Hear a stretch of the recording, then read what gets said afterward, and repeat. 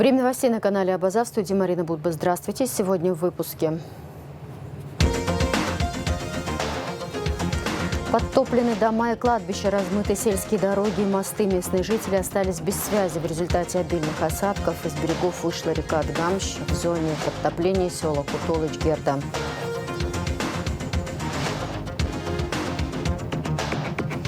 В 101-й годовщине образования судов общей юрисдикции в Абхазии. Вторая международная научно-практическая конференция «Правосудие в Республике Абхазия».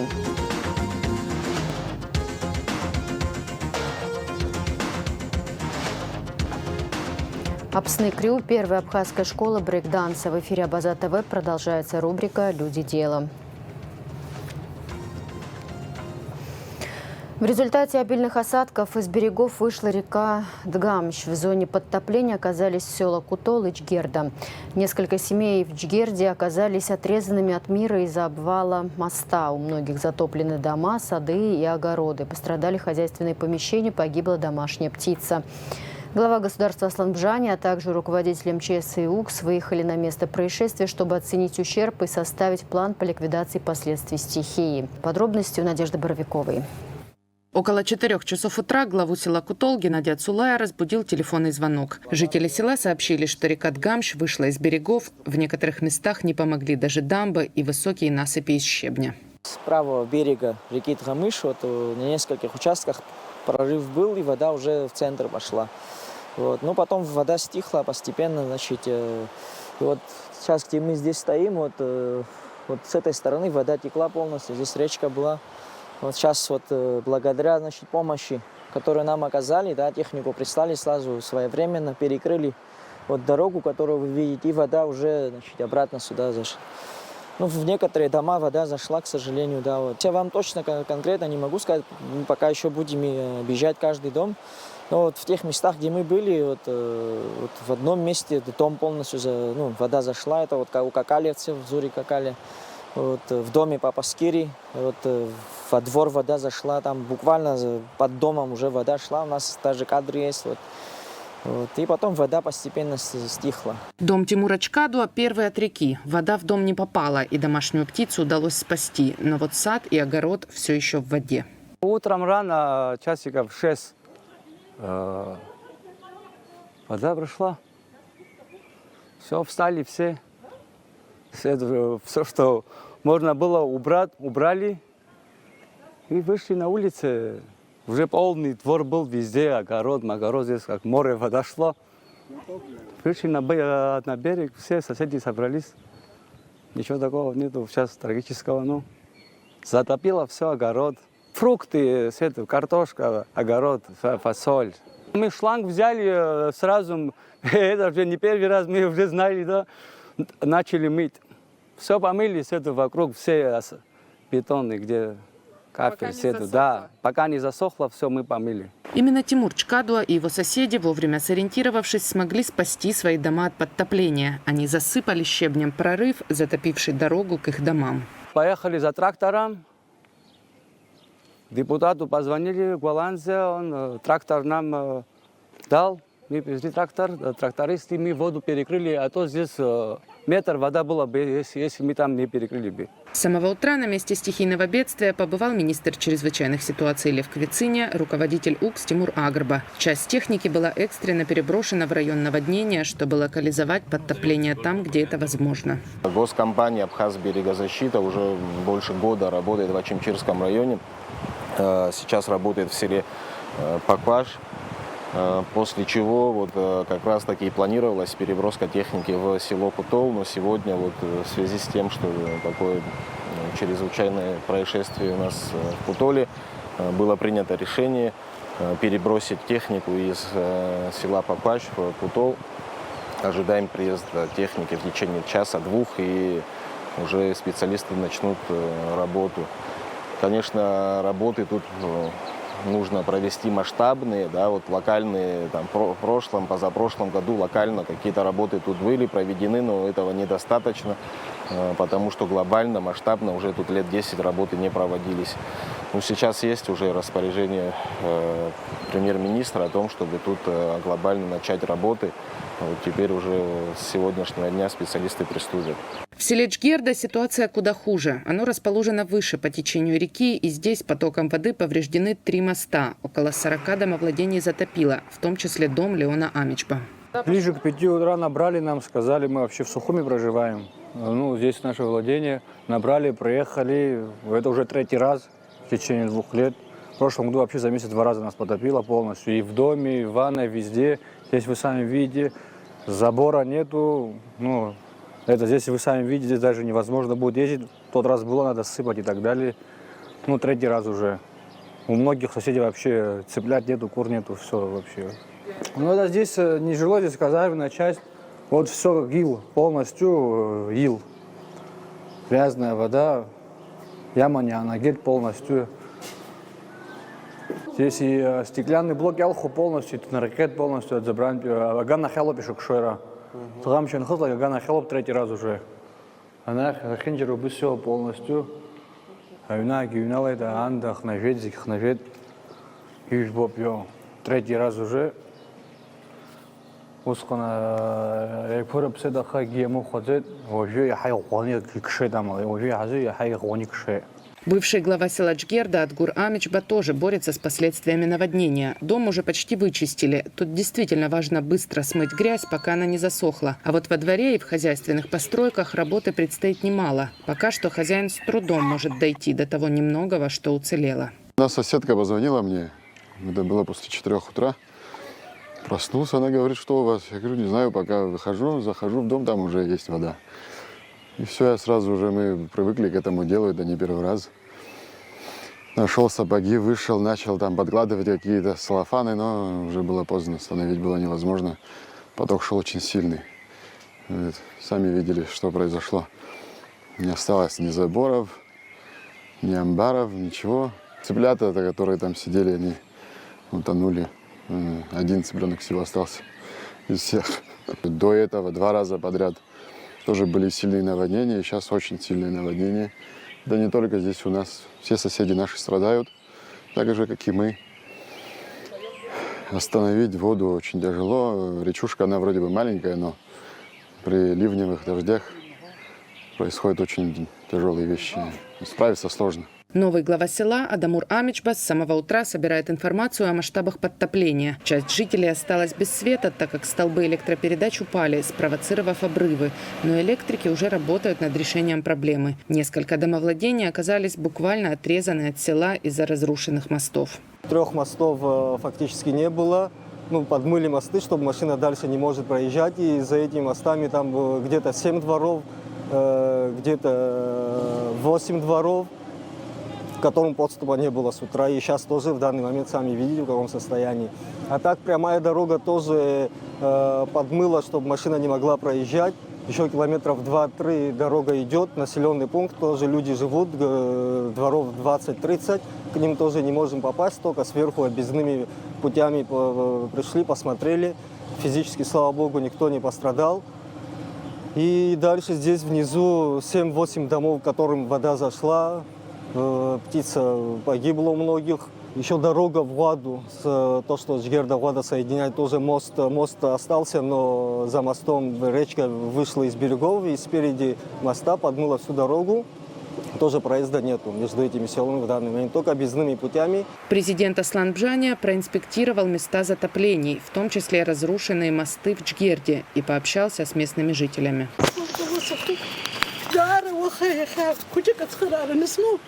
وخاص نكون زينيوت يجي يخ بمتر الشاشة يخو أروح رترس الجوز بمتر كنخي أبريات يرزقي أبريا قلت هجو ناقي ناخن وخي كنت أنا بركت لك نغمت دار يعود أخبر الصوت شوف خشات ماما شو جوش روي схрара. Я приехал для того, чтобы самоубедиться лично в масштабах того бедствия, которое сегодня ночью произошло. С таким явлением мы сталкиваемся не первый раз. У нас есть определенный опыт, наработанный опыт. Как вы обратили уже внимание, энергетики работают. Вот мы сейчас прошли мимо них. У них есть все необходимое для того, чтобы обеспечить электроэнергией, пока по временной схеме. Сюда выезжает сейчас тяжелая техника для того, чтобы принять такие неотложные меры по отводу воды, по тому, чтобы дальнейший ущерб был локализован. Что касается семей, пострадавших от наводнения, мы составим по каждой семье акты и в соответствии с этими актами будем помогать. Это как бы история, с которой мы живем уже несколько лет подряд. Поэтому ни один из пострадавших без поддержки государства не останется. Проблема сезонных наводнений и паводков – одна из наиболее распространенных в Абхазии. И несмотря на то, что ежегодно специалисты готовятся, проводят расчистку русел рек, отсыпают берега щебнем, строят дамбы и берегоукрепительные сооружения, этого все равно недостаточно. И каждый год жители Абхазии снова вычищают ил из своих домов, составляют дефектные акты и пишут заявления в надежде на компенсацию. Надежда Боровикова, Сосрыку Агуха, Абаза ТВ.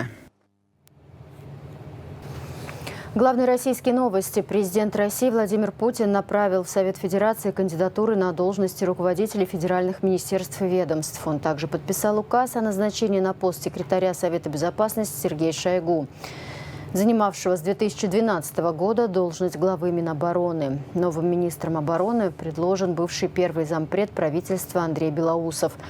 Также президент предложил назначить председателем Счетной палаты Бориса Ковальчука. Остальные главы ведомств сохранили свои посты. Должность министра иностранных дел России президент вновь представил Сергея Лаврова. Правосудие в Республике Абхазия. Вторая международная научно-практическая конференция проходит в Верховном суде. Конференция приурочена к 101-й годовщине образования судов общей юрисдикции в Абхазии. На конференции присутствуют представители судейского сообщества, государственных органов, правозащитных организаций, научно-педагогические работники высших учебных заведений, а также зарубежные ученые и практики. Подробности в репортаже Марианны Котовой. Второй раз Верховный суд Абхазии проводит международную научно-практическую конференцию. Первая была приурочена к столетию образования судов общей юрисдикции в Абхазии. В этом году одной из основных тем стала цифровизация судопроизводства. Гости из России поделились своим опытом и рассказали, например, об автоматическом распределении дел между судьями. Одним из главных преимуществ того, что есть в системе газправосудия, это модуль распределения дел. Это подсистема, которая функционирует в системе газправосудия, которая позволяет беспристрастно и на основании имеющихся данных системе автоматически распределять дела между судьями. Почему это довольно неплохая тоже такая история? По одной простой причине. Это позволяет исключить коррупционный фактор, в том числе, это раз.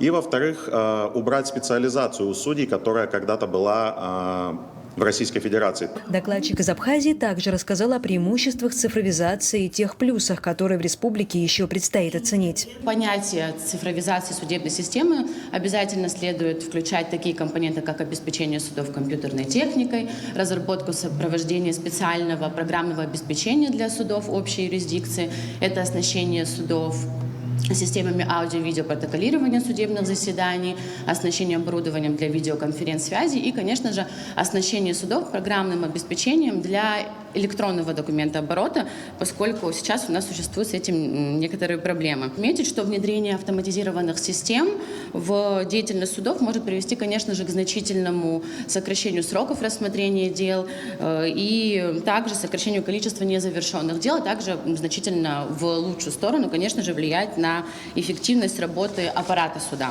Председатель Верховного суда Саида Будба рассказал о том, что вышел первый судебный вестник, журнал, где собрана вся самая актуальная на текущий момент информация о судопроизводстве в Абхазии. Вот наш первый номер этого журнала. В этот журнал вошла вся информация, связанная с нашими торжественными событиями, связанными с столетием образования судов общей юрисдикции, начиная, собственно, с торжественного мероприятия, заканчивая открытием Музея истории Верховного суда, закладки капсулы времени в здании Верховного суда. Также сюда вошли все доклады нашей первой научно-практической конференции.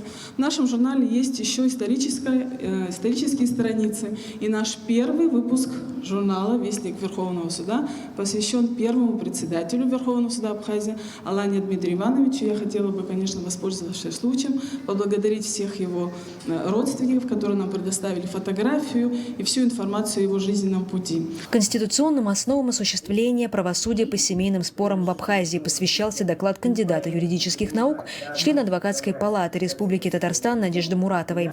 Она отметила, что Конституция Абхазии содержит в себе базовые нормы, которые определяют ценность семьи, частной жизни, детей, защиты прав семьи в целом, как ячейки общества. Порой именно вот в технических моментах, которые мы сейчас обсуждали, цифровизации и прочее, забываются просто-напросто те базовые основы, которые есть в Конституции, в том числе в Конституции Республики Абхазия. В частности, это ценность и неприкосновенность семейной жизни. То есть то базовое, как это выглядит. Если мы обратимся к, например, позициям Европейского суда по правам человека, то эти базовые ценности, вот неприкосновенность семейной жизни, они выглядят так, что вне установленной законом процедуры ни один государственный орган не может вмешиваться в дела частные и семейные. В программу конференции включено около 20 докладов на разные темы. Некоторые из них касаются уголовного права и уголовного процесса. Есть доклады, посвященные общетеоретическим вопросам, связанным с формированием судебной власти, ответственности судей. Все материалы конференции будут опубликованы в научно-практическом журнале «Вестник Верховного суда Республики Абхазия». Марьяна Котова, Турника Мичба, Абаза ТВ. 14 мая – день рождения выдающегося государственного и политического деятеля, основателя современного абхазского государства, первого президента Республики Абхазия, крупного ученого-востоковеда Владислава Григорьевича Арденба. Ему исполнилось бы 79 лет. С утра к мемориалу Владислава Григорьевича в его родном селе Ишера по традиции идут люди, чтобы почтить память и возложить цветы к его могиле. 15 мая в 18:00 на привокзальной площади имени Владислава Арденба в городе Гудаута состоится концерт, посвященный дню рождения первого президента Абхазии. Даты и люди. Заслуженный артист Абхазской ССР, народный артист Абхазии, художественный руководитель и директор государственного ансамбля народного танца «Кавказ» Кандид Тарба родился 13 мая 1944 года. Сегодня ему могло бы исполниться 80 лет. В нашем эфире после выпуска новостей смотрите интервью кандидата Тарба проекту «Амчипш» из архива Абаза ТВ 2014 года. Торжественное открытие мемориала «Книга вечной памяти» в честь 132 воинов, погибших и без вести пропавших в Великой Отечественной войне, состоялось в селе Царча Ткварчалского района в среду, 8 мая, сообщает Апсны пресс. Мемориал восстановлен к Дню Победы Союзом русских общин КСОРС Абхазии при поддержке правительства Москвы. Ангельская песня Пресвятой Троицы на абхазском языке прозвучала в исполнении государственной хоровой капеллы Абхазии в аэропорту Сочи. Абхазские артисты выступят на пасхальном фестивале в Москве.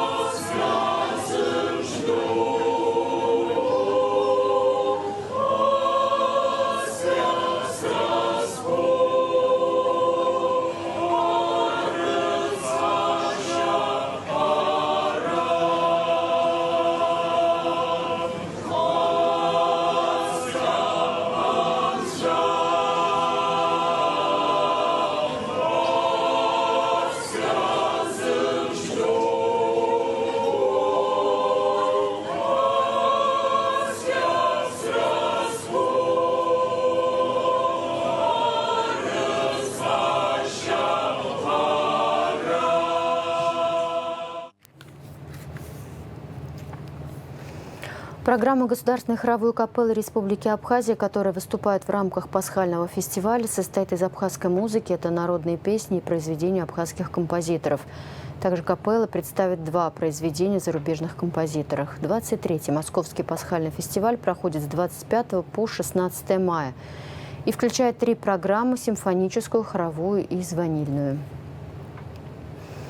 15 мая в Сухуми на сцене Абхазской государственной филармонии имени Гумба состоится 26-й республиканский конкурс детско-юношеских хореографических коллективов Абхазии «Адзых» «Родничок-2024», который проводится в целях возрождения лучших традиций и дальнейшего развития национальной хореографии.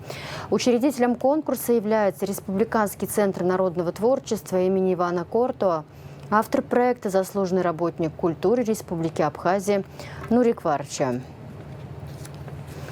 Спектакль «Ловелас» Абхазского государственного драмтеатра покажут на международном фестивале национальных театров «Туганлык» в Уфе 21 мая. Зрители увидят постановку режиссера Отгураковой по мотивам романа Достоевского «Бедные люди» на абхазском языке с синхронным переводом. По словам гендиректора Абхаздрамтеатра Алхаса Челоко, всего в афише фестиваля 14 спектаклей. На сцене выступят театры из Казахстана, Узбекистана, Кыргызстана и регионов России. Фестиваль пройдет с 16 по 23 мая.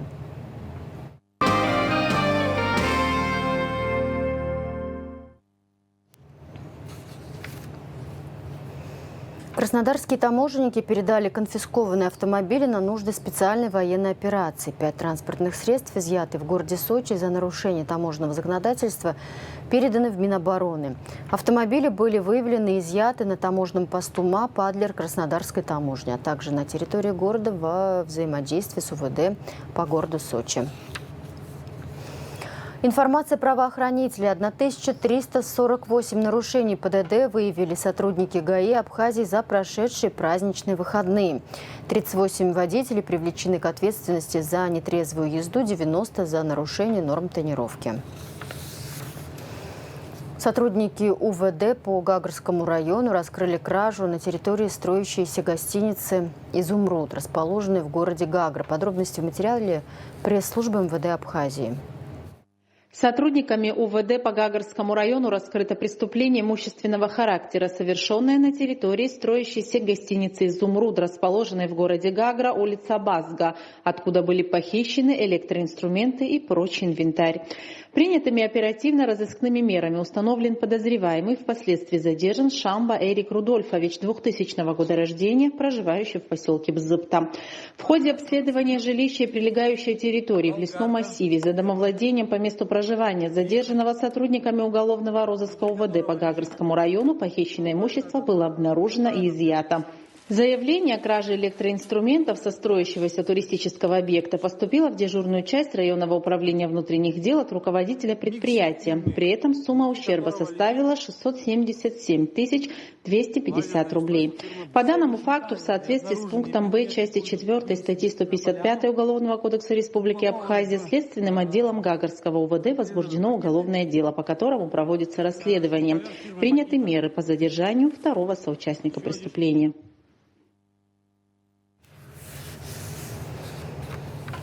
Черноморэнерго будет отключать свет за долги жителям нового района Сухума с 14 мая. Об этом сообщил СУЭС. Должниками считаются абоненты, не платившие за свет 2 месяца и более.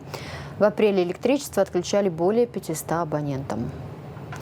Последний звонок в школах Абхазии прозвенит 22 мая, сообщил Абснепресс начальник отдела по связям с общественностью Министерства просвещения Аслан Кутели. По его данным, в 2024 году 53 школы окончат примерно 1900 выпускников. У нас 12 кандидатов на медали. 9 претендуют на золотую, 3 на серебряную, сказал Кутели. Он добавил, что выпускные школьные экзамены для 9 и 11 классов пройдут с 30 мая по 20 июня, после которых состоятся городские и районные школьные балы. 24 и 25 мая в Росдраме состоится премьера спектакля «Пастух Махас», сообщает Государственный русский театр драмы имени Фазили Искандера. «Пастух Махас» – одна из самых известных новелл эпического романа Фазили Искандера «Сандро из Чегема». Жанр спектакля – комедия. И зритель будет много смеяться, ведь спектакль пронизан искандеровским юмором. Но в финале произойдет то, ради чего люди ходят в театр – осознание глубинных основ существования. Режиссер Олеся Невмержицкая добавляет в постановку элементы абхазского колорита, включая народные песни, но при этом ставит спектакль об универсальных ценностях, об основополагающих вопросах бытия каждого человека.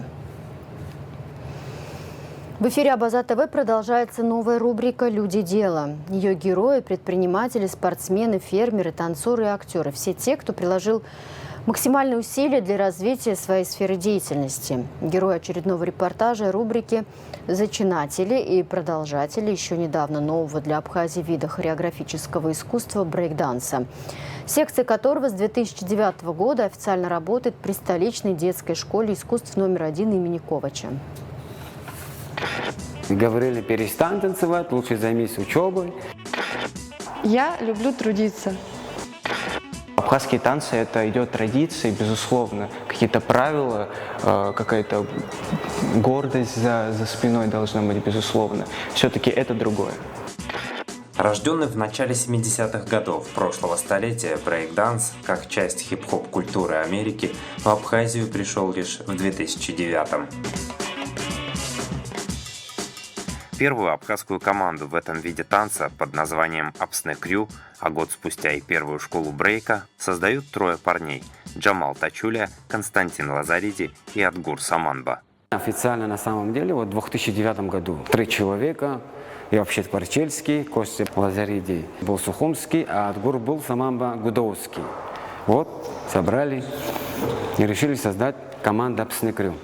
Команда Абхазия. Для нас это было гордо, как-то тоже звучало там за пределами. И это нам давало толчок. Как-то мы понимали, что за спиной у нас Абхазия, все такое. И многие там знают, да, и нам это дух поднимало как-то. И мы понимали, какую ответственность мы несем. В 2010 году, 15 сентября, официально школу открыли. Школа брейк-данса. В истории Абхазии, кстати говоря, могу сказать. Официально первая единственная школа. Главное, что ценит в брейк-дансе Джамал Тачуля – это свобода. Хип-хоп свободен от рамок, стереотипов и позволяет вносить в танец собственное видение и движение, говорит танцор. Ломаный танец. Я нахожусь наверху, иду, скажем, я могу оказаться, скажем, внизу. Какое-то движение свободное. Просто иду, сделал движение, оп, оп, и пошел. То есть здесь нету такого, чтобы это неправильно, это не так. Я ощущаю свободу. Для меня это свободный танец. Так и есть на самом деле. И меня это вдохновляет, и у меня развивается движение внутри. То есть я могу придумать какое-то движение сам. Танцоры встречаются из разных городов, стран, культуры, вообще абсолютно все разное. И когда ты стоишь напротив человека, который совершенно по-другому воспитан, совершенно по-другому у него построен танец, ты смотришь на него, он смотрит на тебя, вы друг друга не понимаете, но вы от друг друга берете какие-то новые фишки, добавляете. То же самое, когда встречаетесь с человеком, который меньше тебя ходит, у него меньше опыта, он там чуть-чуть хуже тебя танцует. У меня были случаи, когда я у них учился.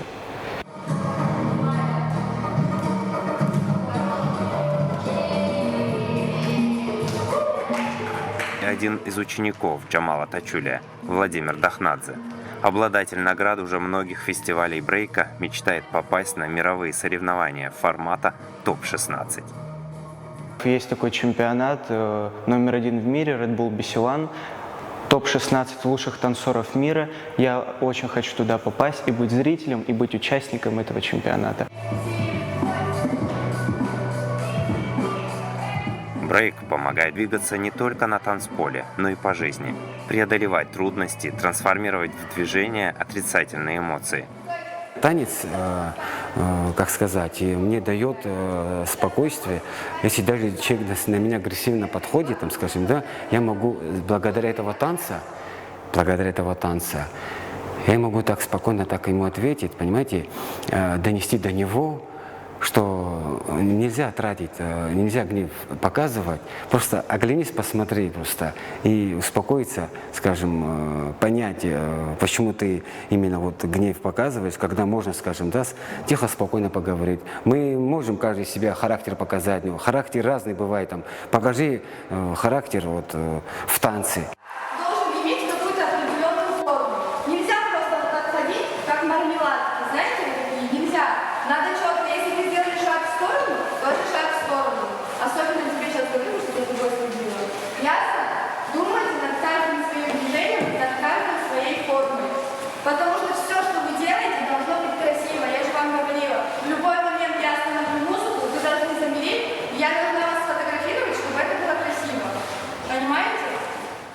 школу брейкданса принимают детей с 5 лет, а самым взрослым здесь уже за 20. Мадина Кутелия стала заниматься брейкдансом 12 лет назад. Одна из первых выпускниц танцевальной школы, сегодня девушка уже сама педагог и ставит свои танцевальные номера.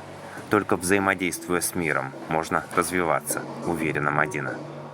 Мое развитие танцевальное пошло только тогда, когда я начала выезжать.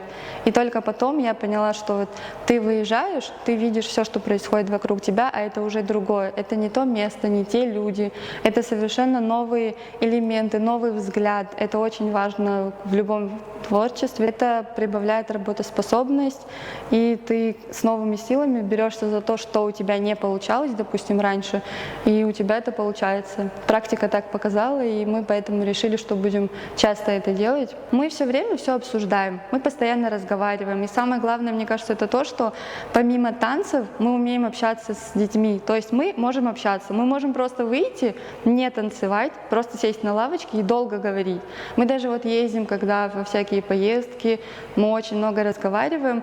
Это открывает детей к нам, то есть они чувствуют себя комфортно. Некоторые даже могут доверять какие-то свои секреты. До пандемии коронавируса в Сухуми состоялось несколько открытых чемпионатов по брейкдансу, нередко с участием известных мастеров международного класса.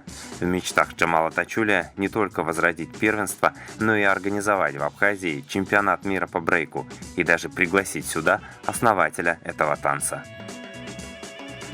Мы хотим пригласить основателя брейкданса. Ему 65 лет. Это человек, который создал эти движения. Шторм его. Понимаете, этот человек, это легенда. Чемпионат мира можно сделать по брейкдансу. В планах есть развивать эту культуру. Я уверен, что у нас все получится. Есть друзья, есть знакомые. Просто нужны финансы, конечно. Немаловажно, что Джамал Тачулия 5 лет профессионально занимался абхазскими национальными танцами. Как хореограф он хочет создать уникальный номер, настоящий симбиоз абхазского танца и брейка. В успехе эксперимента танцор уверен. Это можно сделать, совместить такое. Можно музыкально поменять биты. Есть над этим тоже я думаю. Это я считаю, что будет очень красиво, музыкально. На моем выпускном я договорился с мальчиком, он умел абхазский танец танцевать, а я умел брейкданс. Слушай, я говорю, давай мы вставим в меню, вот из всего, что у нас концерт будет, наш как бы баттл между, у тебя будет раунд абхазских, у меня будет раунд брейкданса. Как и для Джамала Тачулия, для Мадины Кутелия абхазский танец – основа основ. Им она начала профессионально заниматься позже брейкданса, но народный танец всегда был в крови, говорит девушка.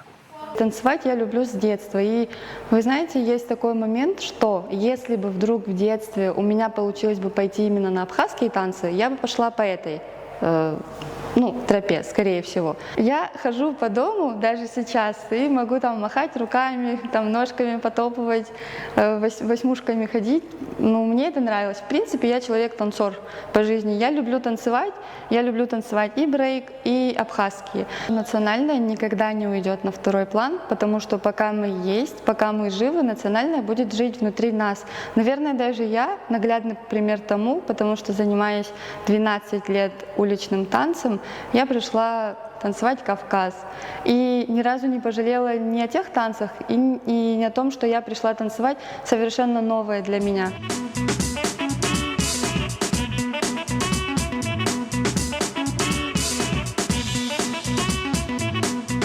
Сегодня Апсне Крю стала не просто первой абхазской командой брейкданса, но и живой историей абхазского танца свободы.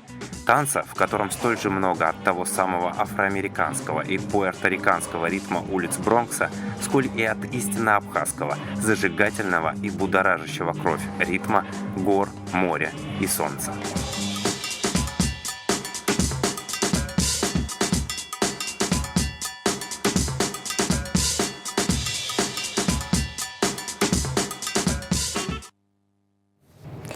С Спорт. Команда из Абхазии стала победителем турнира по баскетболу среди команд ветеранов 40+, посвященного 70-летию победы в Великой Отечественной войне, сообщает пресс-служба Госкомитета по делам молодежи и спорту. Турнир проходил в Ростове-на-Дону. В нем принимали участие 8 команд из Ростова, Краснодара, Азова, Таганрога, Абхазии и Ставрополя. Команду представлял заслуженный тренер Абхазии Сергей Сущенко. В завершении выпуска прогноз погоды.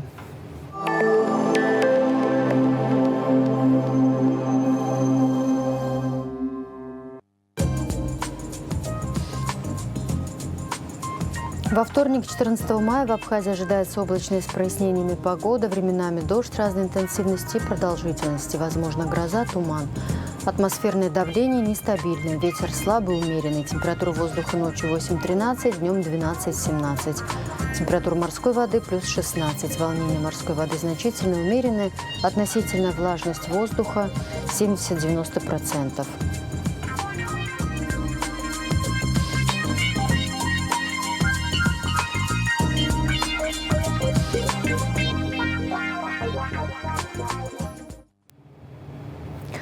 На этом пока все. За развитием событий следите вместе с нами. До встречи.